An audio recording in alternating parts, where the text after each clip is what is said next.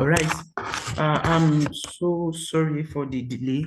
We'll try as much as possible to still maintain our timing. So just as I said earlier, please permit me, I'm using this system to take the video while we'll be moving the slide from this other one. So I'll have to navigate around. All right, we are trusting God that tonight He will help us in this limited time. In multitude of counsel, there is safety. And that is why we are gathered here to get as much counsel, information that we can get, even as we journey the year. It is the first day of February, and we still have about 11 months to go in the year. One of the major focus tonight is to understand the place of financial literacy so that we will, as much as possible, make take different steps to what we had in previous years, that we may have an headway going forward. All right, so it's a financial literacy class, and of course, there will be several informations that will be coming around, that will be flying to us. And we will try as much as possible to still maintain our timing, which means that by 7:30, we should round up, because it is a paid Zoom platform. So we have limited time to which we can use. And please permit me, this is the first time I will personally be taking a lead in a webinar that we will have audience in a live section, and we keep looking at ourselves. What I mean is, of course, I've had several WhatsApp discussions, meetings, taking lead, but it's the first time I will be having it here on Zoom. So please, I'm trusting that God will help us. I would have really wished to hear from us, or probably see a bit of a writing that you tell us, oh, I just to write in the chat box, Damilola from Russia, Ezekiel from UK. If we can, please let us do. Let us just get a bit of the feedback. Let's know where you are from, or where you are right now. All right, so it's a financial literacy class. And okay, let me introduce myself too.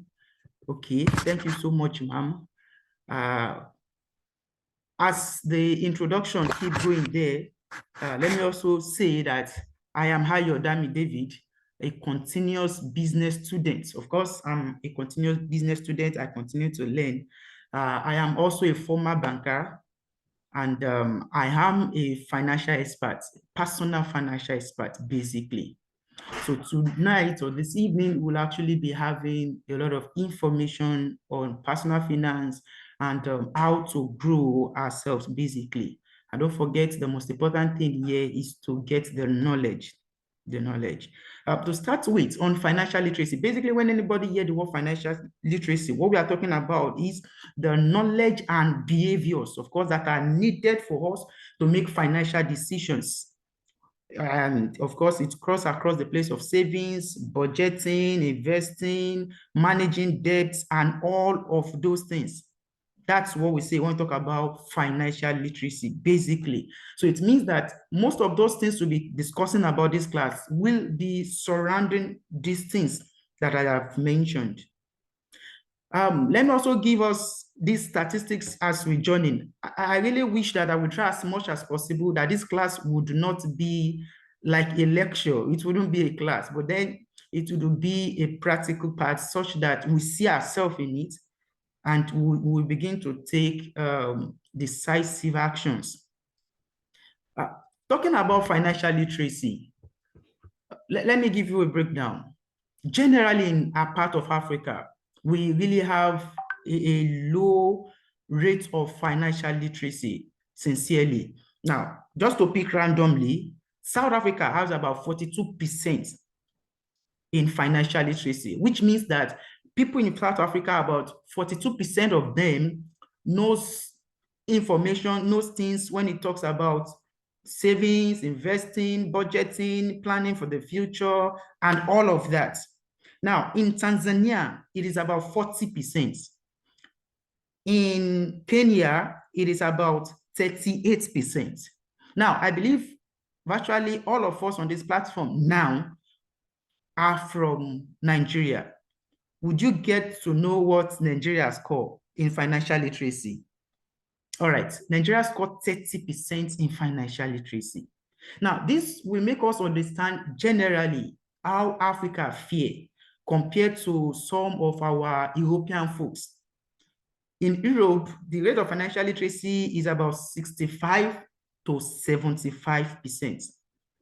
Now, look at the gap. This will let us understand why we have some of this distance, this gap, when you talk about finances, economy, and some other things.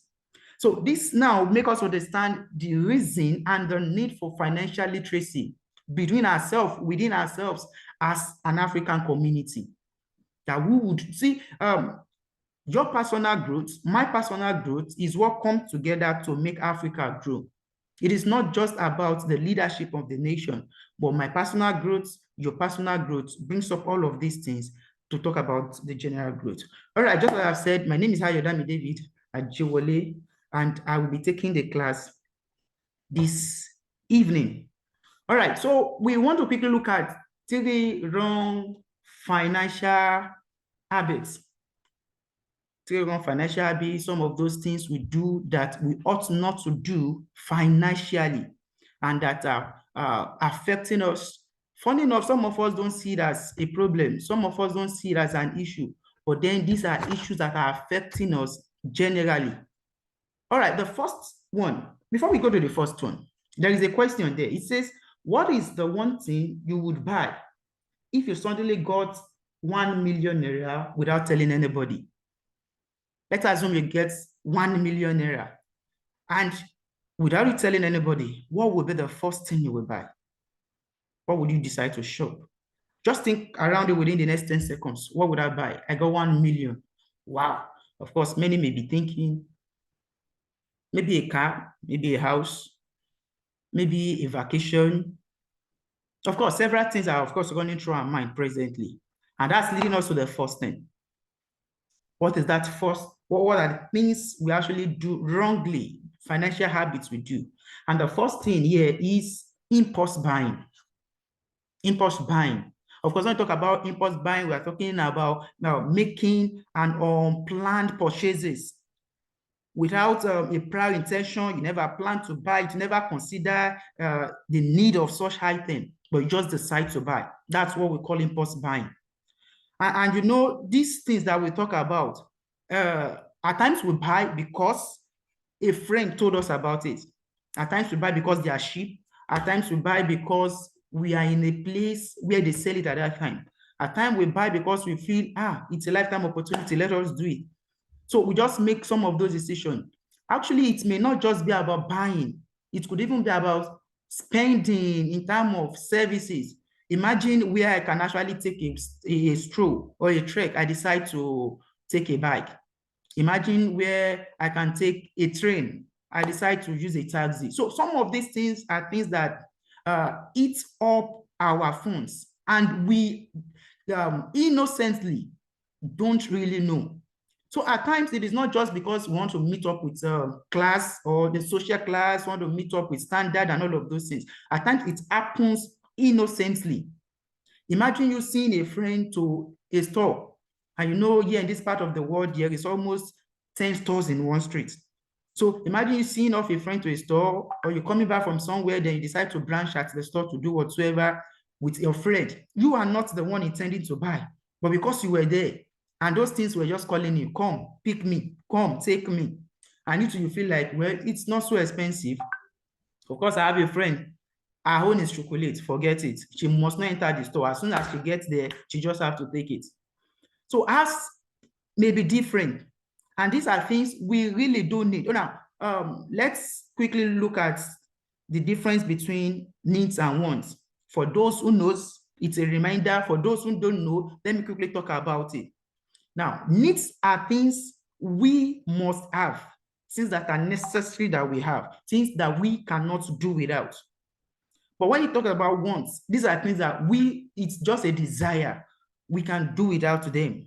We can leave them out of our life. We can do all of this. So all of these things are things we should know. We should be deliberate about it. And of course, looking at the image we have here, look at this first lady here. She was already carrying what she had, but she cited that and be like, wow, so you have this, so you said, so our clients may not really be not what we want. Please, can that person mute your mic? All right, thank you. So impulse have to do with buying, paying, getting services that we don't really need, but because we have access to it, the fund is available and all of that. Now, of course, and do you know what the consequences are? You begin to live from salary to salary, difficulty even in savings, and at times it will lead to accumulation of debts and many other things. With it too, of course, you will not be able to plan for a long-time financial goals. All right, because of time, we are really running. Wow. Now, and of course, solutions to all of these things majorly is to budget, track your expenses, know what you are doing, have a perfect plan. All right, let's move because of our time. This is saying, what's one financial goal you are working towards right now? As we speak, do you have a financial goal? Do you have what you're actually working towards as we speak? If there is any, just think about it in 5 years. Yes, I have. I'm working towards getting this, towards starting my own business, towards building my own house or buying my own land, or towards this, towards going in a marriage, whatsoever. What is that financial goal that we are looking at? Oh, this thing cost me, so I have a goal. Now, let's go. Lack of financial plan. So lack of financial plan is another wrong habits that many of us engage into. And I call lack of financial plan as the aimless journey that we really do not have a plan. We don't really have a plan of how to achieve this, how to achieve that. And it would be shocking to know that many young adults don't think about long-term financial planning.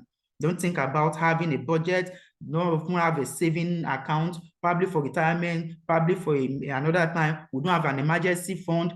Like, these are things we need to plan. We need to think.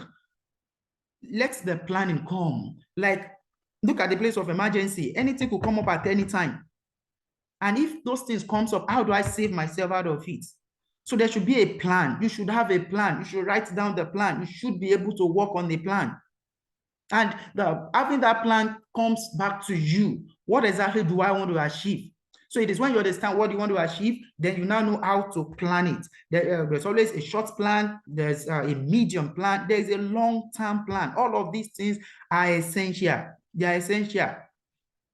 It helps us to grow. It helps us to move within line. And of course, when there is a lack of financial plan, there are some challenges that we have. Of course, it leads to us, it leads to an expose to unexpected events.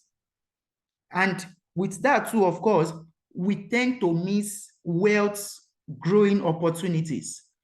If I don't have money in savings, if I don't have a financial plan for myself, and somebody comes today and tell me there is an investment I can do, of course, I will miss out of it, because the plan, I don't have a plan where I already set out a specific money that may be able to help me in time like this. So the only solution to this, of course, is to set financial goals. First, set the short term, set the mid time, set the long time. What do I want to achieve in the next 1 year? What do I want to achieve in the next 3 to 6 months?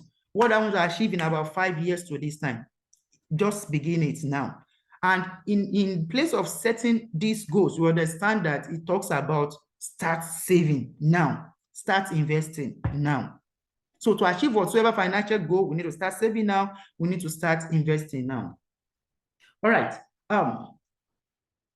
This is a question to us. Has there ever been any opportunity that we couldn't achieve because there was no financial resources at that time? Have there been things that we were unable to achieve because there was no means? Like, how I wish you were able to do it then. Maybe you would have been a better person, you would have gotten this, you would have gotten that, but then you were unable to get those things. Have there been such? Of course, I believe there could have been. For me, one of those things that pained me while growing up, of course, about 15, 20 years now, where we lived, myself and my parents, just the house beside it, they wanted to sell. How much? They wanted to sell the house. I think it was about 5 million naira. But then we never had it. I indeed wish that we had it, but we never had it. But as though it happened, we didn't. Now, to me now, the question is, what have I learned along the line? What have I been able to achieve now along the line? Yes, the money was not there at that time. So what have I learned that will help me now to achieve it for myself now? Then it was my parents who ought to get it. They couldn't. But for me, hope one day my children too would not come up and ask me that, Daddy, where were you when people were building houses on the highland? Where were you when people were building houses, even in Ogun State? Let's leave the whole of Lagos State. Where were you when they were building in this, in that place? So it comes to the place of we must not ignore financial education. And don't forget, when we started talking about financial education as the place of understanding how to save, how to budget, how to invest, and how to do all of these things. What you had missed had gone. But so that you will not miss another thing, then we need to begin to learn financial education. While I was in my college of education, or when I started my bachelor's, I wouldn't really remember.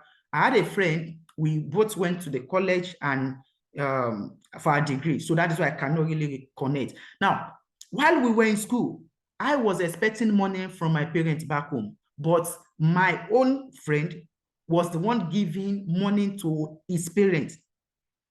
This is about 12, 15 years ago. We were in school. So I was expecting to get money. He was giving money at that time. But thank God I was able to learn what he was doing. And on the long run, I started applying it. So the place of financial education, you must not ignore. So many of us, one of those things we do today is we ignore financial education, and it's not helping us. It's not helping matter. Knowing some of these things will help us go a long way. A long way. There is a UK billionaire who did, I think, about 70 or 75th birthday.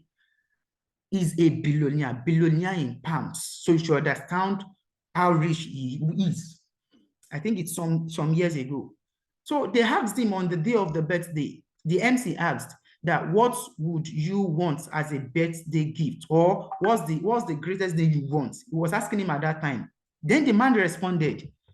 He said, what I want at this age is to give you, that's the MC. The MC was about 30 or thereabout. He said to give you my money, everything I have, and also my age. Then I should take yours. Like, I should take your own age. But the knowledge I have should remain with me. Now, that will make us understand the place of knowledge. So that billionaire, despite the fact that he was willing to lose all the money, he believed that with the knowledge, you only take a little time, you will get it back. And that's why some people have also argued that if all the rich people decide to give the poor all the money they have, it only takes about a little time. The money will still leave from the poor back to the rich. So financial education, we must. All right, we have 10 minutes before it shuts down. Let me just move very fast.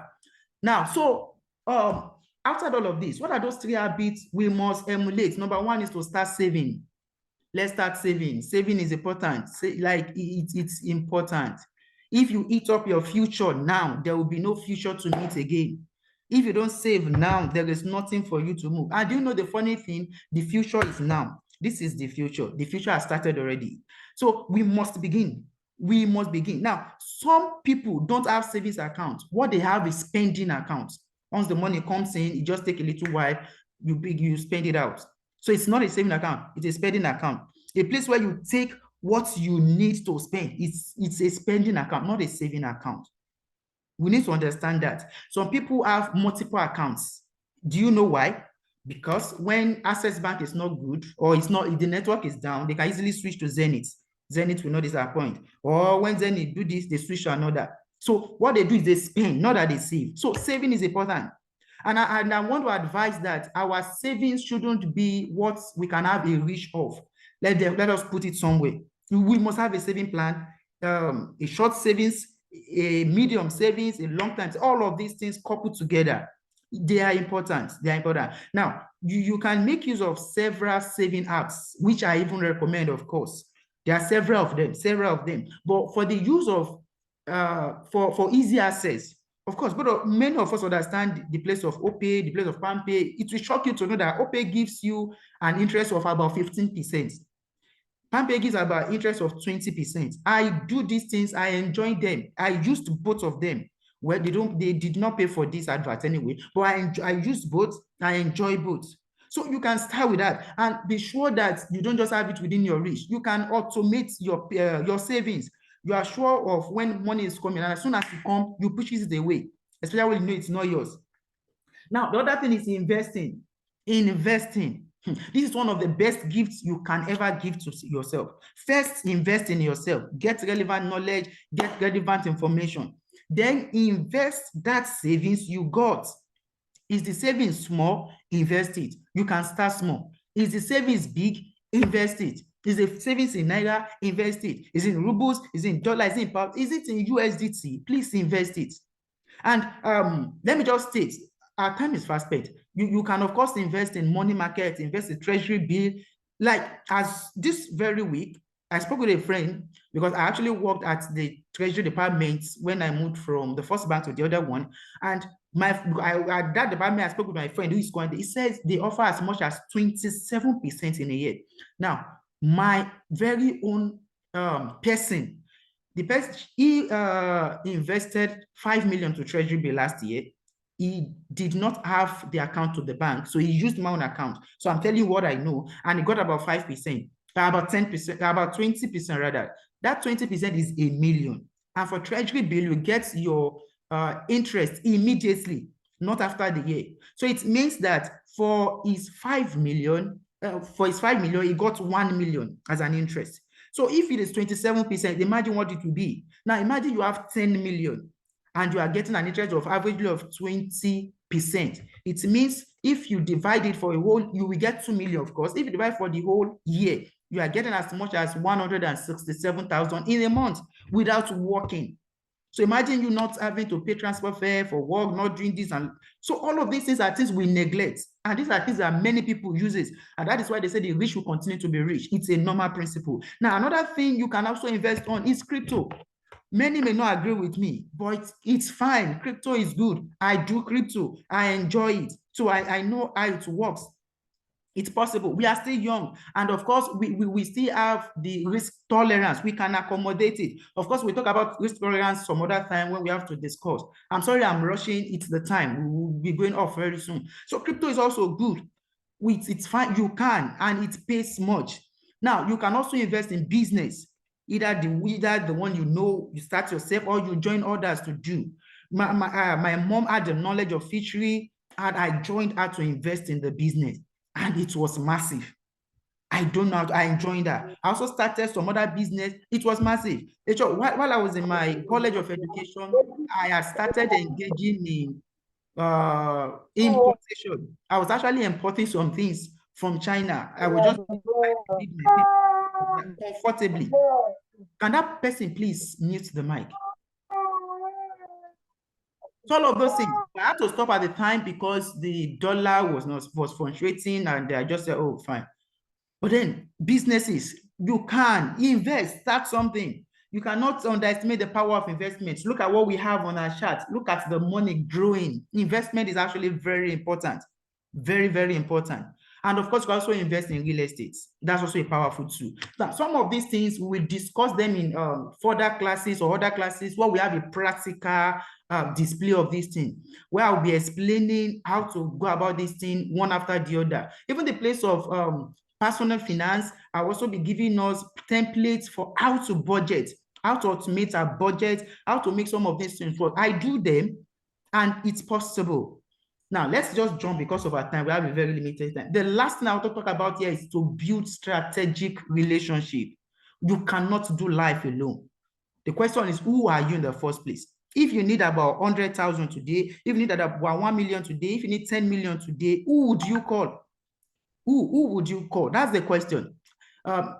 December last year, towards the end of that year, I needed 500K. It was very urgent. Though a friend told me about an investment, I saw it, I saw the prospects, and I be like, oh, I must do this thing. I was coming back on my way from class. So I was in the train with a friend. like I was on the road, literally. And I spoke to this friend of mine.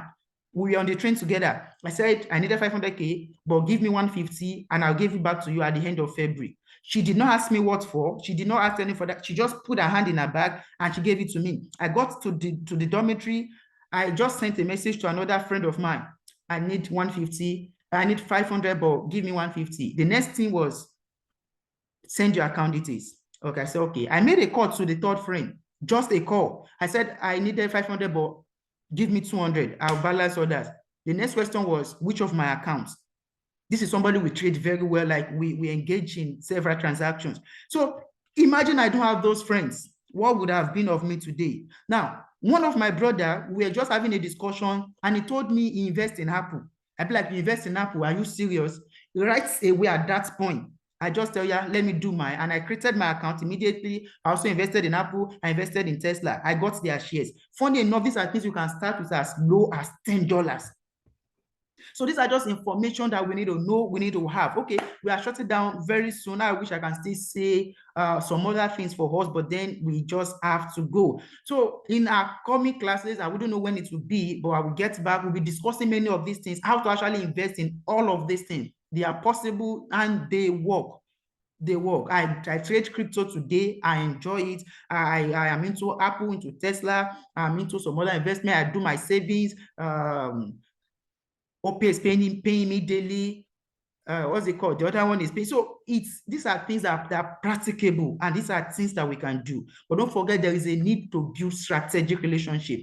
You are here today because somebody told you about it. If you are not in line with that person, you may have missed it. And so many other things we will have to discuss. So the place of strategic relationship can never be taken away in building financial success in life. Ibukun Awochika talks about she receiving a call from somebody who came to the head of GT Bank at that time. So if she wasn't positioned at that point, the place of strategic relationship can never be overemphasized when it talks about building wealth. All right, I'm so sorry it's coming this way today. Maybe in our further classes, we'll be making use of other platforms where we can stay longer, and then I wouldn't have to rush. Because I was actually rushing it, I couldn't do much or go into the practical aspect of it. But don't forget, the essence of this class initially is to actually set us up in the place of financial literacy. We need to understand why we must take action. We need to understand it's a journey, it's a process. To become rich is actually a process. It's not an overnight thing. So how to build that process is what we really want to discuss.